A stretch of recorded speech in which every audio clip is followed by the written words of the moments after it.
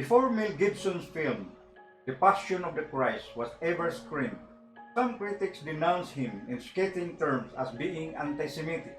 It's understandable why Jews would fear that anything so graphic would stir unstable, unthinking individuals to blame Jews today for the death of Christ. Frankly, the historical records decries the fact that Christians are Jews' best friend. At the same time, there is a growing wave of anti-Semitism in Europe today. In recent days, synagogues have been bombed, Jewish children attacked, and graffiti with insulting messages emblazoned on walls, reminiscent of what took place during the days when Nazis ruled in Germany. The issue, though, is not who killed Jesus, but why was he there in the first place. Many people in the world, though certainly not all of them, know Jesus died outside the walls of Jerusalem long ago. But why did he have to die? The answer to that question really involves every man, every woman, and every child alive today.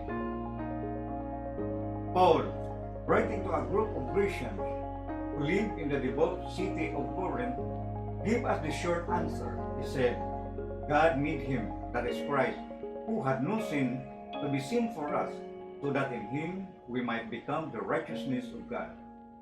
You may be saying, he is saying that sin had something to do with it. No, not something, but everything. So quickly the issue ceases to be an ethnic or political issue, not a religious one. This introduces another question. What is sin? Isaiah, in a passage which is prophetic in nature, says that all we like sheep have gone astray, and God laid on him sinfulness of us all. Going clear back to the garden, we observe that our first father, Adam, turned his back on God and chose to go his own way. That's when the attitude of rebellion first erupted, which the Bible calls sin. Paul says, all have sinned, and the word all is very inclusive, saying the same thing another way he wrote. There is no one righteous, not even one. After our first parents sinned, God taught humankind that every sin required some kind of restitution. Someone, some way, had to pay for man's wrongdoing. God gave his people Christ, who made atonement for their wrongdoing. Sacrifices, doves, goats, and bullocks were offered to God. Then, in his own time, God sent his Son to be the ultimate sacrifice, to give his life for our sin and failure. Thus God accepted Christ's death in place of our death. Are you beginning to get the picture? God so loved the world that he gave his one and only Son, is the record of John 3:16.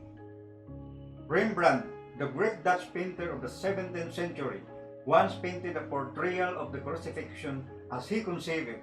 It was graphic. Jesus was writhing in agony on the cross, and in the faces of those who stood at the foot of the cross, Rembrandt depicted the emotions of their hearts. Yet one of the most significant things about the painting is that in the face of one of those standing at the brow of Golgotha's hill, in that face, he painted his own image, his face. It was his way of saying, I was there too. I helped put him on that tree. A closing thought, what Jesus Christ did was to pay the price for you, but it's up to you to accept and receive it. I say it again. What Jesus did when he died was to pay the price for your pardon, but a pardon is valid only when the person involved willingly accepts it. That's why it's up to you to acknowledge that it was your sin that took him there. If you accept his forgiveness and cleansing, you become a new person, forgiven, justified. That's what the passion of Jesus Christ is all about.